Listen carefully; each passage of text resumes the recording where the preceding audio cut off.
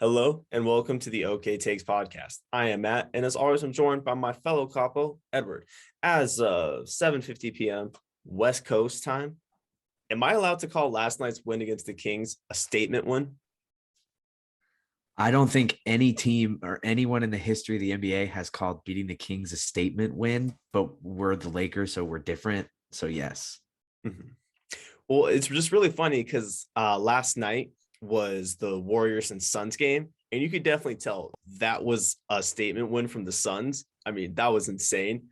But Mhm. it's so funny on the flip side. It's like, no, that was actually a Lakers statement win, which is really sad. It really sad. And I think it might be an indictment of how bad the season has gone right out the gate. But hey, it's a statement win because you don't have to say a lot to have a statement win. You just have to make a statement. Exactly. I feel like there's no dictionary definition for what a statement win means. It can kind of be what you want it to be. Exactly. It's like religion. You could do with that. You could have a religion and do whatever you want with it, practice whatever weird customs. But if it makes sense to you, then it makes sense to you. That's all I that could, matters. yeah, I could be a practicing Buddhist, but I could still eat as much bacon and pork chops as I want. It doesn't make me a bad Buddhist. It just makes it hits all your definitions of what it means to be a Buddhist. Exactly. So for statement wins, I'm saying it is a statement saying that we can win without LeBron. That is a statement. We can win without LeBron, and we could beat a team in the NBA not named the Houston Rockets or the Yeah. Pistons. Yeah, I think a lot of Laker fans were needing that to happen. I mean, I know we beat the Heat early on in the year, but that's the only real good win. And it was the first easy win in a minute. So the games that didn't come down to the last second and didn't come down or were decided in overtime, the only two wins that happened was October 29th against Cleveland and October 31st against Houston. That is it. Yeah, the Lakers have been in close games every night. Until last night, it seemed like every game was either going to overtime or it came down to the last two or three possessions of the fourth. It's like they want us to rip all our hair out. Mm-hmm. Now, the Pistons didn't really come down to the last second ish. Like we knew that they were going to win with 30 seconds left. It was a 4-point lead through the last minute and a half or so. It was kept on bobbing up between 4-6, 4-6. Yeah. Yeah, we knew they were going to win that game. But coming off of the previous game Friday night against the Kings, we just needed one win to where we could be happy.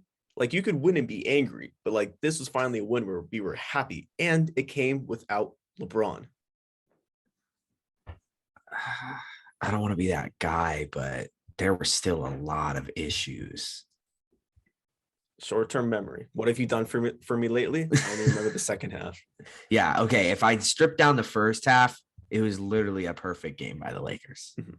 Yeah, I want to touch on LeBron being out for a little bit of a second. And before we recorded, both Edward and I just saw the pop-up notification from LeBron saying got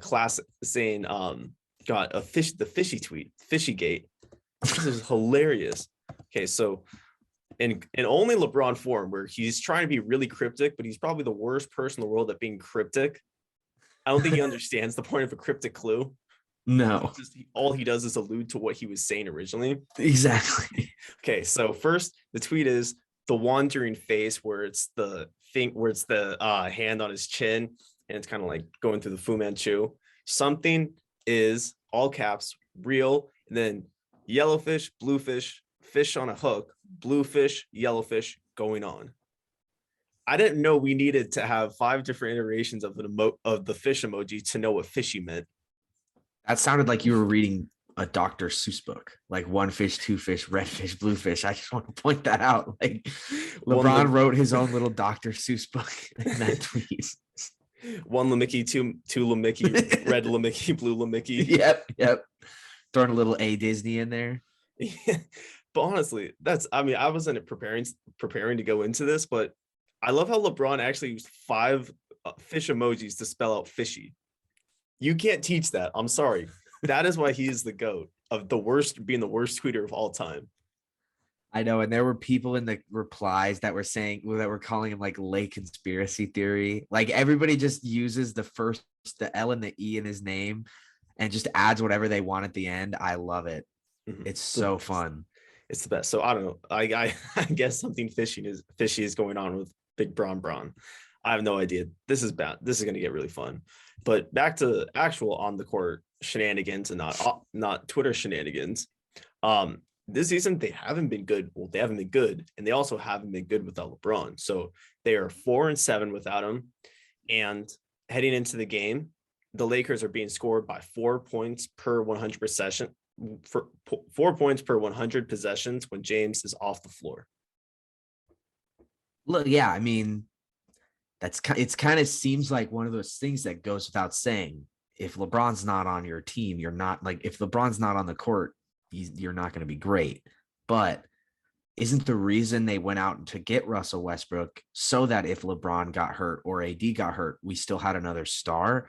So it was like seeing us struggle without LeBron had been kind of a shock to me because I was like, the whole reason you get a guy like Russ is for a time like this when LeBron can't be on the court. It's not like you're down to AD and a bunch of guys. You still have Russ. Mm-hmm.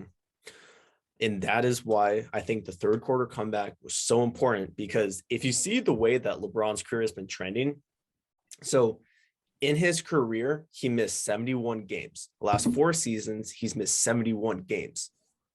So yeah, that number was the first 71 is leading up for the last 4 seasons, equal to the amount of games he's missed because of injury over his entire career.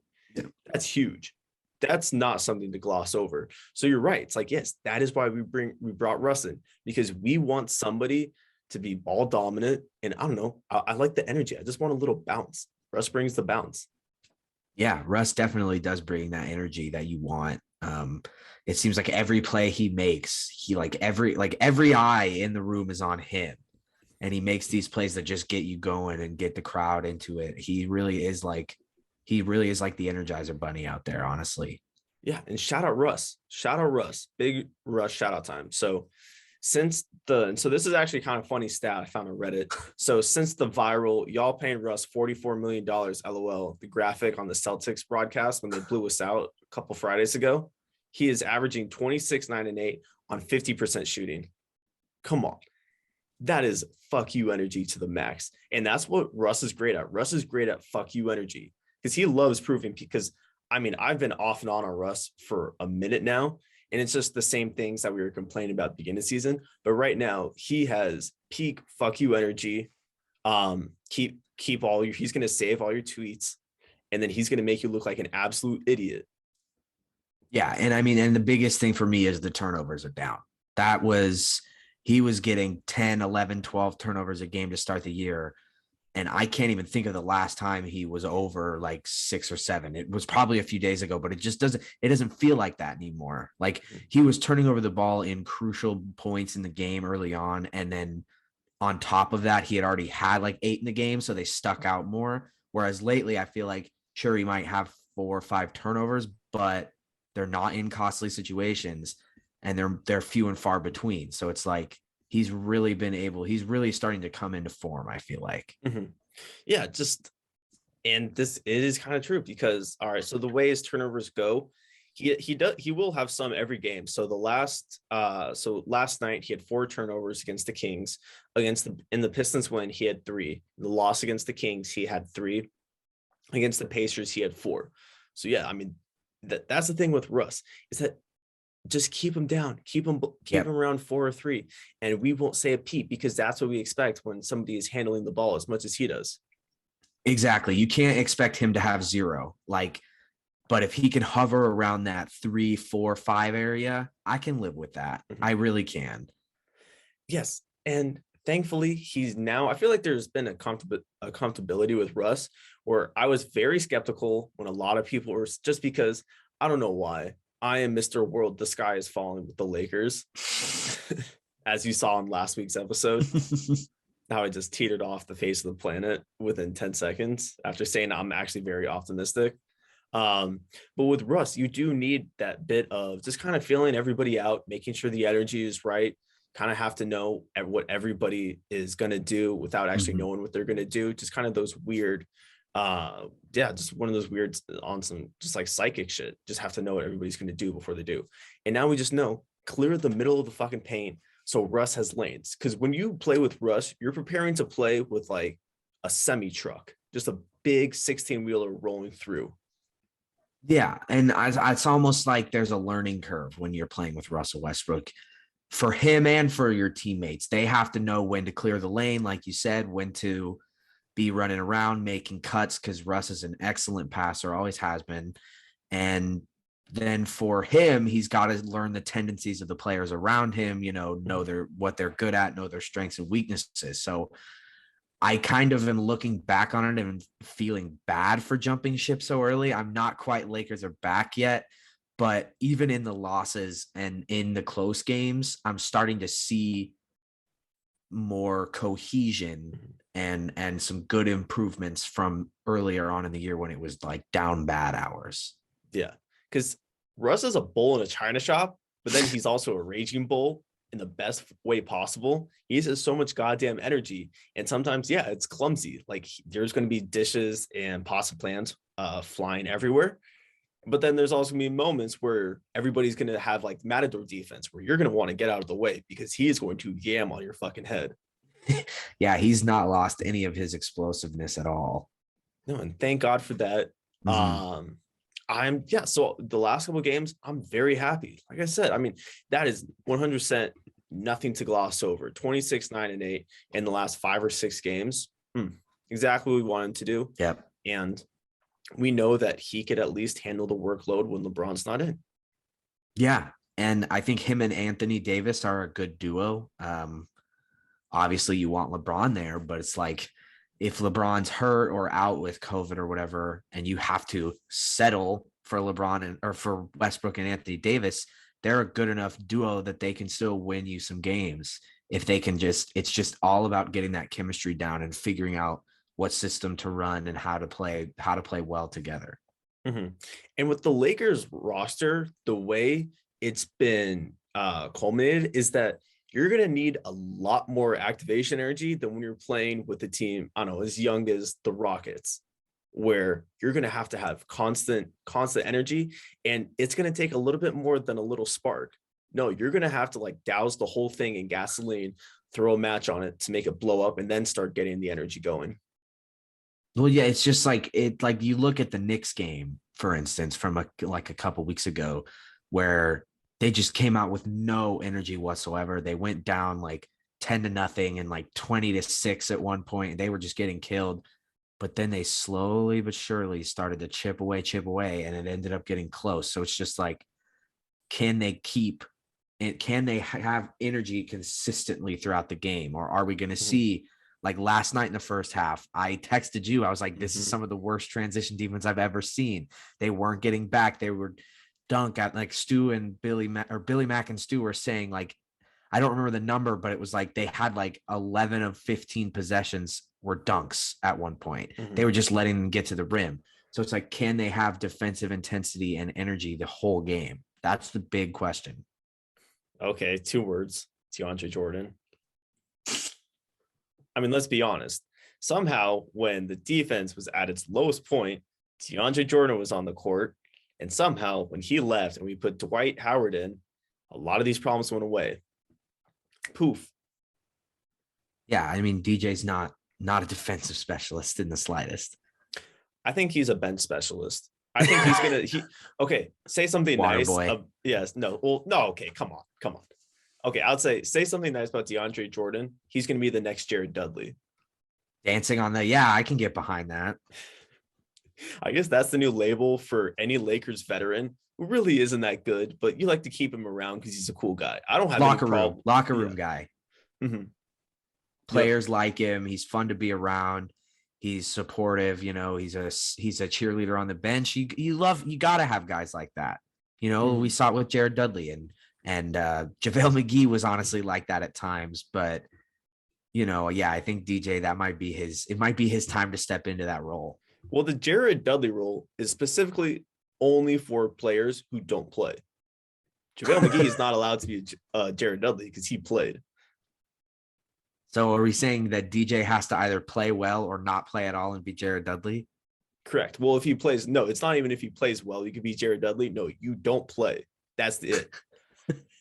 That's it. He's the locker room veteran presence for a team that is like literally the oldest roster in the league. Exactly. That's his Like role. they need veteran presence. Mm-hmm. Like their whole lineup isn't 1 year away from qualifying for AARP. Yeah, they're all about to cash in their senior discounts at movie theaters and the $6 tickets or whatever it is. Like they're ready for it. Exactly. They're like 1 year away from being allowed in retirement cities complexes. Yeah. Jesus. Okay, but you do bring, and we kind of veered off, but you do bring up a very good point with energy early on and how a lot of what we were seeing in the game was just pure effort. And it was really frustrating from a fan perspective. He's like, just run faster, idiot. Because like the way the game opened up, Rashawn Holmes had a dunk right out the gate. And it was a big slam, two-handed in your face. And it was like, God damn it. Okay, here we go again. At least it's not going to come down to the wire. We're going to get blown up by 30 by halftime. Yeah, it just the first half felt like one of those games where it was like, oh, here comes another, like Twitter's going to explode again. Everyone's going to be saying it doesn't work. All the season is over. People are going to come out. And that's really how the first half felt. There was no energy, lack of effort. Like you said, the Kings were kind of running up and down the court, dunking at will and getting they took a lot of open threes in the first half. That's one thing. Like they were missing them here and there, but they took a lot of open threes in the first half. I was getting a lot of screw you energy from Buddy Hield early on, but then it's weird. Like that's how it felt when I was watching the game. And when I look back at the box score now, he only went 1 of 6 from 3 and it was 1 of 7 from the field. He actually was very bad. Ugh. So thankfully he didn't make that trade. Weird kind of fuck you from him. Yeah. So I thought he was going to go off, but no, he didn't do anything. Yeah. I mean, he could have had a revenge, or not even a revenge game, but yeah, kind of just like a fuck you for not trading for me. But no. Well, no, I think like this entire Kings or the entire game for the Kings, it was pretty much just Rashawn Holmes. Awesome. It was really good, really electric. And he could just beat DeAndre Jordan down the court, and that was it.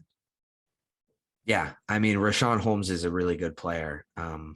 It's funny to see someone score like 25 in this day and age. It's funny to see someone score in the 20s without even attempting a three, because I'm just not used to that anymore in the NBA. But yeah, he was everywhere. Mm-hmm. Yeah, and that was his first. He didn't play against the Lakers the first game, so we didn't get a good look at him. It's like, oh shit, Rashawn Holmes. Remember the name? Yeah, he's a good player. Mm-hmm. Yeah, so I want to go. Yeah, so that's pretty much how it felt. Is at halftime, everything was dead. There was no pulse. It was just a body line aimlessly on the side of the road that just got ran over, like over and over again. It was like, remember Lilo and Stitch, where that like Stitch got caught up under the 16-wheeler. Yeah. Am I making that up in my head? No. I have that memory in there. Okay, that's kind of what it felt like, over and over and over and over and over and over. Yeah, bad first half. Really bad. So this is from Jovan Buha of The Athletic. So Anthony Davis said the Lakers had a conversation about the team they wanted to be at halftime. That conversation helped spark the second half run, in which they held the Kings to just 33 points over the final 24 minutes. But he also said we shouldn't need those powwows at halftime. So I don't really know what to do with this information. I'll be honest. I brought it in and I was hoping you could help me. Well, Mike Trudell tweeted out what Dwight Howard said. And Dwight Howard said that Frank Vogel was saying that the team basically needs to stop talking about wanting to win a title if they're going to play the way they were playing and not put out proper effort and proper energy. And I mean, Vogel's right. Yes. Like, thank you. They don't look like a title team when they play the way they played in the first half. They haven't looked like a title team all year. No. And I think that's like the second half was the only time they did. And I think that's perfect from what Dwight said. I saw that as well. And yeah, that resonated deeply with me because this is what we've been saying is that the classic, oh, well, once we go, like, I think AD had a quote where he was like, oh, well, once we win 10, 15 games in a row, then everything will be fine and people will start forgetting about it. It's like, Yes, well, that is true. If you win 10 to 15 games in a row, then there really will be few complaints. We won't have much to say. But this was Yeah, actually just this was rip off a 10-game win streak and we're good. this was like a real pragmatic approach to it of saying, yes, stops. I don't know. Just, you know what was nice? He finally called the Lakers out on their shit. Here we go. Sorry, I found the quote. A 10 game winning streak, and this is a couple games ago. So a 10-game winning streak, and we're 20-11. Now you shut everybody up. So that's a quote, but it does, like, you think, just the classic doi doi. And then we have a good quote from Dwight here. Amazing. Yeah. Finally. So shout out to Dwight. I don't know. We were very hard on him to begin the year, but you bring up a great quote. I don't know. That was a great. I don't know. It's very rare when you get something in a press conference that you look back a second time and your brain is worthy of saying, oh, I should go back to this. That was one of those. Yeah. And I mean, it really did put a fire into them. Because if you look, I got a tweet here from Bleacher Report.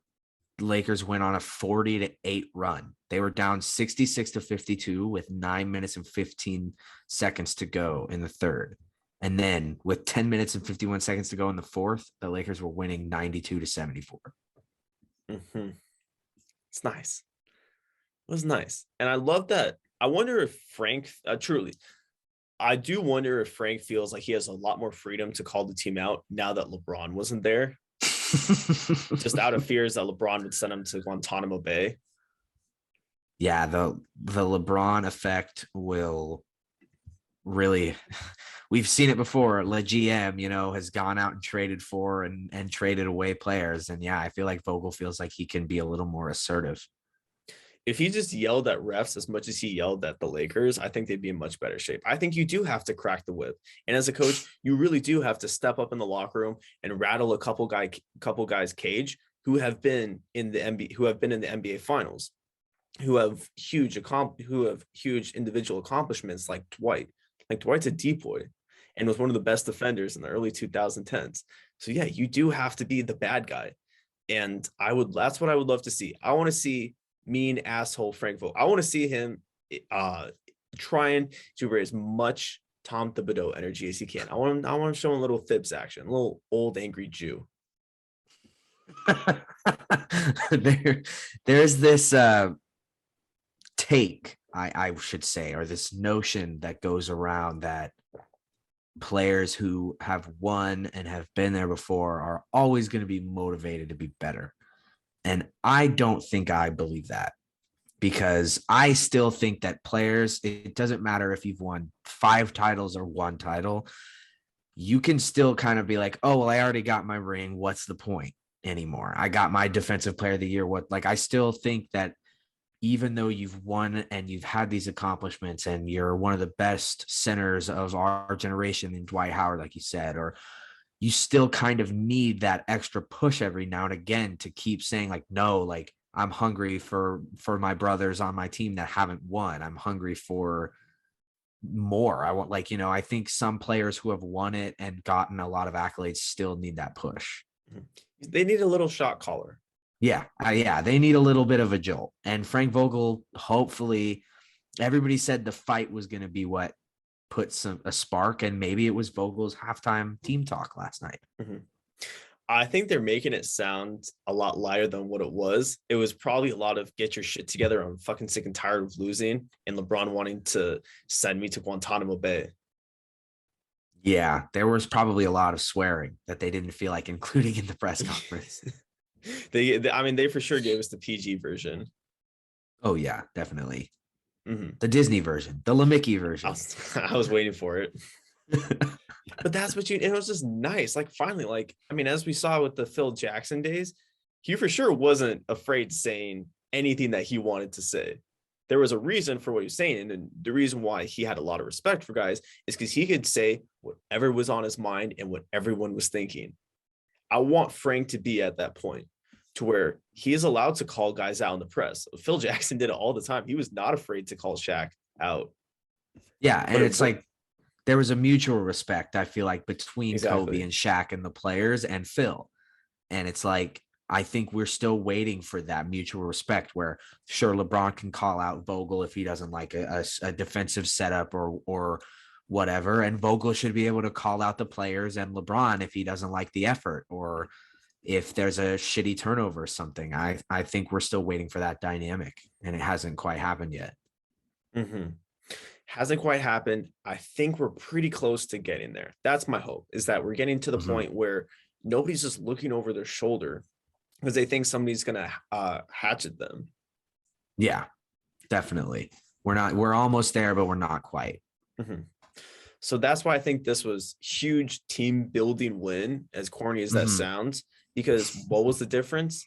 Energy, just energy. And you saw that. And it's one thing if the game turned into a shootout and it ended at, let's say, 130 to 125, the Kings won.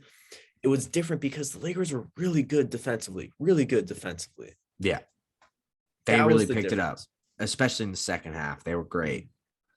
And I think especially with defense, like sometimes shots don't fall. And we started to see looks that were like, especially Wayne Ellington in the first half, he had a couple good looks that didn't fall. And then he turned it on in the second half. But defense, it's like 95% effort. It's just running back. And we saw that like in defense was exactly, and the effort in the defense was exactly how the Kings were scoring. It's like, phew, check that one off. Got that checked off. And yeah, I think that's all. A lot of it starts with Dwight. He was awesome. And shout out to Dwight for being ready. He didn't even play against the Pistons. And Frank Vogel told him stay ready. And he didn't pout, bitch, and moan. No, he put his head down. And when time was called, or when his number was called and it was his time to shine, he stepped up. Yeah, and to quote, I don't know if you've watched this past week's Curb, but to quote it, Dwight is an everyman. Dwight is a guy who is going to do anything and everything he can to please everyone. And like unironically, he's an everyman. Like he actually he's not just doing it to save face. He's doing it because he cares about his team and he wants to win. But then the whole point of that was Seth Rogen was like purposely being an everyman, but then realize it, but also then being a guy that is smarter than everybody. Wasn't that what it was? Or he's an ass? Which one was it that he and Larry were arguing about? Well, so Larry was, or like, they were saying how like Larry was talking about the car driver who was like a really small, like kind of older woman who he didn't want to carry her luggage around. And Seth Rogen was saying like, stop saying that women can't do other jobs that men can and men can't do it. Like, you just have to be like, you kind of have to put on this front or whatever. And so that's why I said like, unironically, Dwight is an everyman. Like he does it because he cares, not because he's trying to not get canceled. I feel like that's kind of what Seth Rogen was getting at. Just be an everyman because you don't want to get canceled. Whereas Dwight does it because he wants to win. Hand up. I missed the unironically. Okay. Hand up. Yeah. God damn it. Great performance from Dwight. Great. And also now I know I was going to bring up after. So the reason why you want these big wins is because it's fun to embarrass the shit out of teams. Because this Lakers team, when they get it going, the fan base will back them, and it'll be enough energy to keep them going throughout the year. Hilarious. So last night, a bunch of the Sacramento fans, or I thought were Sacramento fans, just happened to be Lakers fans showing up to a Kings game. There was a big "Let's go Lakers" chant at the end, and I love this quote from interim coach of the Kings because Luke Walton got fired. 10 games in. Nice one, Luke. The quote from Alvin Gentry, Kings interim head coach: the second half was a disaster and an embarrassment. And as the coach of this team, I want to apologize to every Kings fan out there because you do not deserve this. You deserve much, much better. And we'll find guys who will give you better. It's great to watch the Lakers finally be the team to cause chaos. I love it. And I love beating on Kings fans because I feel like Kings fans feel like they have a right to talk shit to the Lakers when they really don't.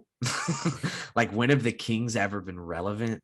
Like maybe with Chris Webber, I guess, but that's kind of it. Like recently they haven't really been great and they feel like they can talk all this shit. So it's kind of fun to see the Lakers out here causing their franchise to go into chaos. Mm-hmm.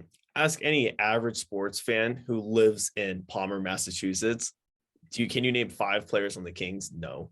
You're probably one of the most irrelevant franchises in sports right now. Should we put you on the spot to name 5 players, or are you comfortable that you could do it? I've also been looking at it. Okay, before they played. Oh, true. We've been looking at the stats and stuff. Okay, so. I'm not even looking at it right now. I'm looking at my notes, but De'Aaron Fox, Rashawn Holmes, Buddy Hield, Alex Len, and me too. Chemezi Metu. Yeah. Now, if you asked me to name 5 different players, I could probably name 2. Honestly, yeah. And as much as I love the NBA, like I could probably name 2 more players. I can name Davion Mitchell and Marvin Bagley. Mm-hmm. That's it. Oh no, Marvin Bagley. No, he might be hurt. Yeah, I think he's hurt right now. But they're kind of irrelevant. Like 90% of people probably can't do what we just did, and that was name 7 players on the Kings. And you give me the same task a week from now when I haven't thought about the Kings until after I'm done editing this episode and sending clips out. No shot. No chance. No chance. Let me see if there's anything else. Oh yeah. So also wanted to bring up Malik Monk. Big shout out to him. 22 points, 6 of 10 from 3, was a plus 33, and he also leads the team in plus minus. How awesome was that buzzer beater also at the half? You got to think that kind of jolted them a little bit too. Yep. 100%. Yeah, we didn't touch on that till now, but I don't know. We just needed one little thing to go our way. And then boom, right there, kind of took off, just had a little bit of momentum. Yeah. I mean, it was you could call it a turning point if you want. I mean, I'm sure everyone's going to call the Frank Vogel halftime speech a turning point, but to hit a big shot like that definitely put some energy into any team. But that was like the biggest antecedent before the halftime speech from Vogel, because that's the thing is that like when you hit that buzzer beater, now it's just a single digit, and for whatever reason, the difference between a double digit and a single digit, even if it's a difference between 10 and 9, is huge. Yeah. Oh, it yeah. Is. Doesn't make any sense. It's just 1 point, or in this case, it would have been 3 points. In the end, at the end of the day, it doesn't matter that much. But now you're getting like kind of motivated, like, let's go, Frank Vogel, for the halftime speech or the halftime powwow. But it's one thing if, let's say they gave up a classic, like what they were doing earlier in the game, a transition dunk. Mm-hmm. That halftime speech would have been a lot different. Yeah, it probably would have been a lot more vulgar, even though it probably already was very vulgar, but it would have been a lot different. And I don't know if it would have had the same effect, to be completely honest with you. Mm-hmm. Yeah, exactly. Okay. I'll be honest. That's all I got. Yep. Let's do a little, before we end, let's do a little schedule hunting, shall we? A little what? Schedule hunting. Let's do it. Love it. Love a good look ahead at a schedule. Let's do us a little look ahead. Okay. So next game, Friday against the Clippers. Thank God the Kings game happened when it did, because I want to beat the shit out of the Clippers. Me too. Nothing like beating the Clippers. First game against the Clippers this season. Very excited for that. Then don't play Saturday, Sunday, and Monday. Have 3 days off. And then we play the Celtics at home. Maybe enact a little revenge. Yeah. LeBron will probably be back by that game, right? You got to think he'll miss Friday, maybe be back for Tuesday. Well, it's fishy. But it's fishy, yeah. Yeah. It's fishy. Or excuse me, big blue fish, small blue fish, big yellow fish.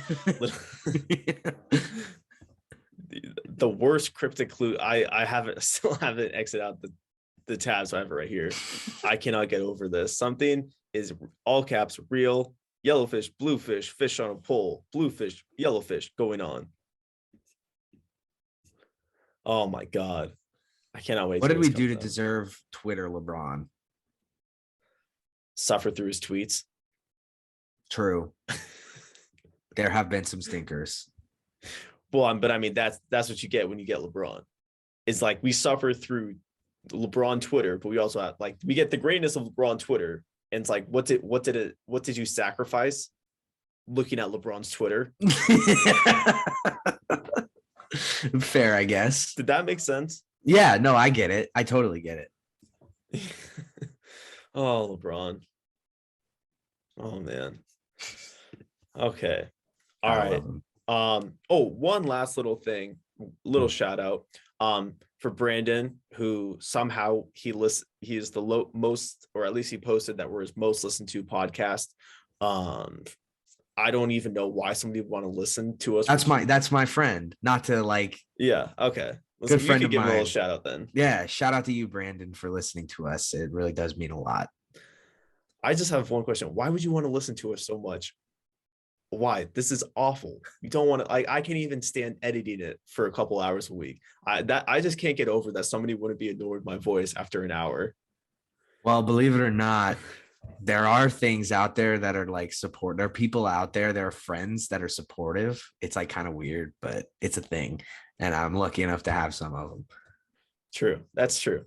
Yeah. So thank you, Brandon. I don't know. It's just weird to me. It's like, oh, somebody besides me listens to this. Yes. Thank you so much. Let's just call him like the first OK Takes fan of the year. Fan of the year. Yeah, I like that. We're almost in 20. Wow, we're almost in 2022. We're a month away. So the fan of the year, Big Brandon. Jesus. Thank you. All right. That is all I got. You got anything else, Ever? No, that's it. Okay. So thank you so much for tuning in to another episode of OK Takes. If you would like to follow myself on Instagram and Twitter, you can find me at MattWeiner20. If you'd like to follow Edward on his Instagram and Twitter, you can find him at Edward_Vento. If you have no care in the world for anything you have to say, then make sure to follow OK Takes Pod on Instagram, Twitter, and TikTok at OKAY Takes Pod. That is OKAY Takes Pod. It takes 2 seconds and will help us tremendously. So thank you so much for tuning in and have a wonderful day.